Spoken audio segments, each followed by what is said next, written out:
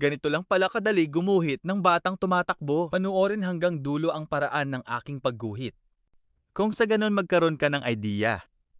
At mas mapaganda mo pa, pwede mo rin ito ipakita sa inyong mga anak. Kung magkakaroon sila ng assignment o pagguhit sa paaralan.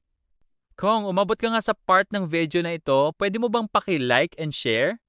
Para marami ang makapanood. Thank you!